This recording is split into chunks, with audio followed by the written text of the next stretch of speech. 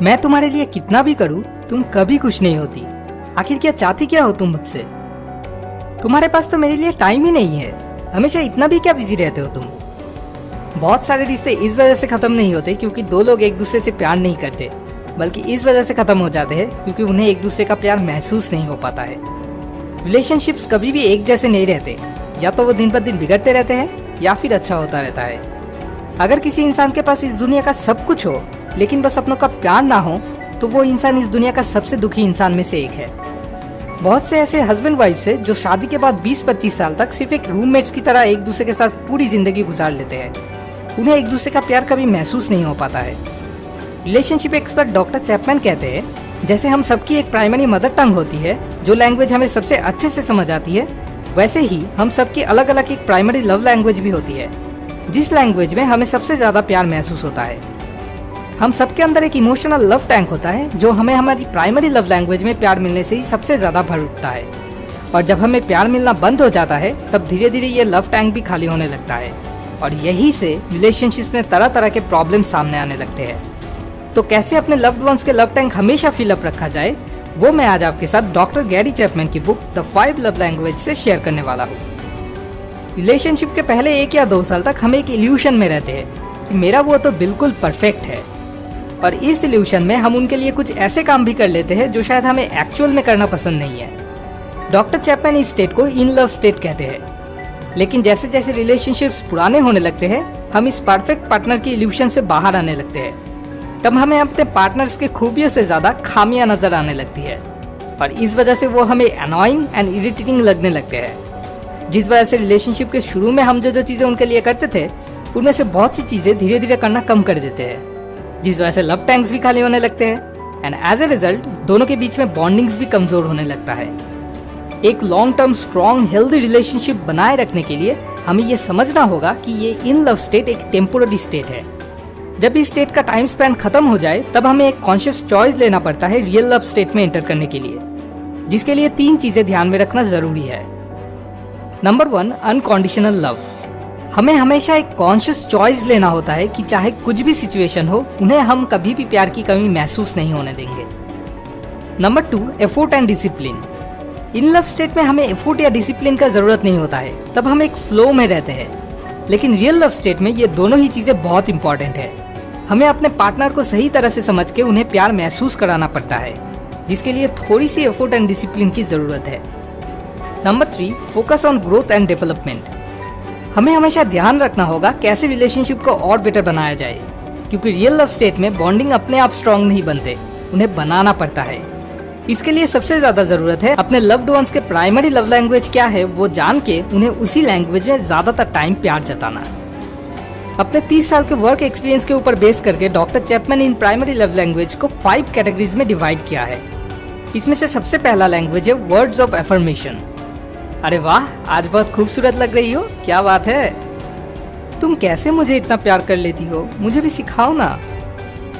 जिनके love language words of affirmation होती है, वो सबसे ज्यादा प्यार फील करते हैं जब उन्हें कोई उनके काम के लिए या वो कैसे दिख रहे हैं उसके लिए कुछ अच्छा कहते हैं। जैसे आई लव यू जैसे वर्ड सुनना, क्यों प्यार करते हैं वो सुनना, ये सारी बातें उन्हें सबसे ज्यादा प्यार महसूस कराती है।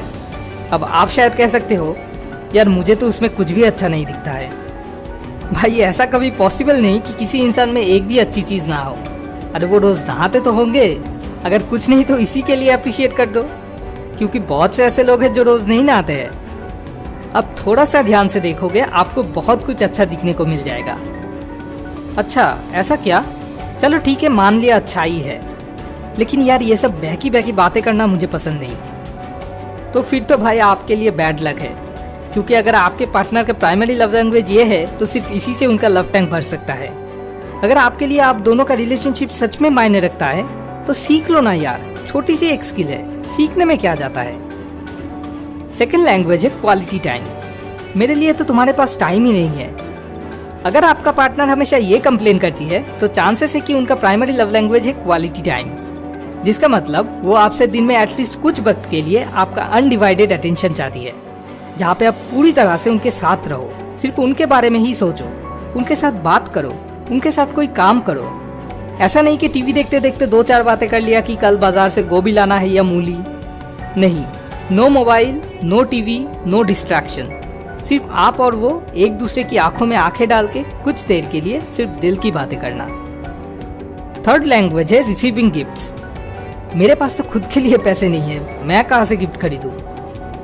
किसने कहा आपको गिफ्ट्स खरीदना पड़ता है? याद है जब आप छोटे थे और गार्डन से एक फूल ले आके अपने मम्मी को देते थे, तब आपके हाथ से वो फूल पाके आपकी मम्मी कितनी खुश हो जाती थी। अगर आपके पार्टनर की प्राइमरी लव लैंग्वेज ये है तो आप बस एक्सपेरिमेंट के तौर पे एक बार ये टेक्निक यूज करके देखो।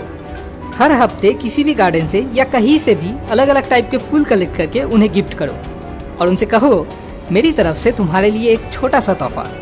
देखो वो कितना खुश होते हैं। फोर्थ लैंग्वेज है एक्ट्स ऑफ सर्विस।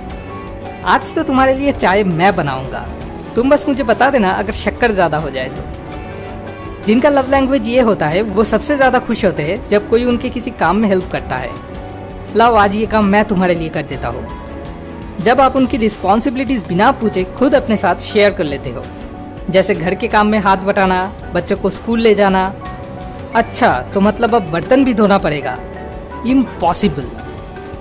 अगर ये आपका रिएक्शन है तो मैं आपको एक छोटा सा स्टोरी सुनाना चाहता हूँ। एक रात डिनर के वक्त डॉक्टर चैपमैन की वाइफ ने उनसे कहा, देखो ना हनी, इन खिड़की के ऊपर कितने मैल जम गए हैं। डॉक्टर चैपमैन ने वहां पे देखा और बस एक गंभीर सी टोन में उनको रिप्लाई किया, और वो अपना खाना खाने लग गए। अगले दिन सुबह जब उनकी वाइफ नींद से उठ के वहां पर गई तो उन्होंने देखा डॉक्टर चैपमैन वहां पे उन खिड़कियों को साफ करने की कोशिश कर रहे थे। तो उनकी वाइफ ने उनसे पूछा, अरे ये आप क्या कर रहे हो? डॉक्टर चैपमैन ने उनको रिप्लाई किया, कुछ नहीं, ऐसे ही बस थोड़ा सा प्यार जताने की कोशिश कर रहा हूँ। ये बात सुन के उनकी वाइफ लिटरली खुशी से रो पड़ी और उन्होंने डॉक्टर चैपमैन से कहा, आप जानते हो आप इस दुनिया की सबसे अच्छे हस्बैंड हो। अब बताइए कि आप बर्तन धोओगे? फिफ्थ लैंग्वेज है फिजिकल टच। नहीं भाई, वो वाला फिजिकल टच नहीं। याद है बचपन में पूरे दिन बाद जब आपके पापा ऑफिस से घर लौटते थे और अब तुरंत जाके उनको कस के अपने हाथों से पकड़ने की कोशिश करते थे? ये उस फिजिकल टच की बात हो रही है। फिजिकल टच एक बहुत ही पावरफुल लव लैंग्वेज माना जाता है। ये इतना पावरफुल है जिस वजह से एक छोटा सा बच्चा जो कि कोई भी लैंग्वेज नहीं समझता, वो भी इस लैंग्वेज को फील कर लेता है। जैसे कि किस या गुदगुदी, इन सब चीजों से वो प्यार महसूस कर लेता है। बड़ों के लिए ठीक ऐसे ही जैसे जादू की झप्पी एक बहुत ही पावरफुल तरीका है दूसरों को प्यार महसूस कराने का। जैसे अपने प्राइमरी लव लैंग्वेज में प्यार मिलने से किसी इंसान का लव टैंक सबसे ज्यादा भर उठता है, ठीक वैसे ही अपने प्राइमरी लव लैंग्वेज में नेगेटिव कुछ मिलने से उस इंसान का लव टैंक उतना ही जल्दी खाली भी हो जाता है। जैसे जिनका primary love language words of affirmation है, उन्हें बात बात पे इंसल्ट करना, या जिनका primary love language physical touch है, उन पे किसी वजह से हाथ उठाना, ये सारी चीजें इन मामलों में रिलेशनशिप के लिए बहुत ही ज्यादा हार्मफुल हो सकते हैं। अब सवाल आता है, कैसे हम जान सकते हैं किसी इंसान का प्राइमरी लव लैंग्वेज कौन सा है? इसके लिए आपको थोड़ा सा ध्यान से ऑब्जर्व करना होगा। जब वो इंसान खुश होता है या प्यार जताने की कोशिश करता है तो वो कौन सा लैंग्वेज सबसे ज्यादा इस्तेमाल करता है, क्योंकि उनको जो लैंग्वेज सबसे ज्यादा पसंद है या जिस लैंग्वेज में वो सबसे ज्यादा कंफर्टेबल है, वो हमेशा उसी लैंग्वेज में दूसरों से प्यार जताने की कोशिश करते हैं।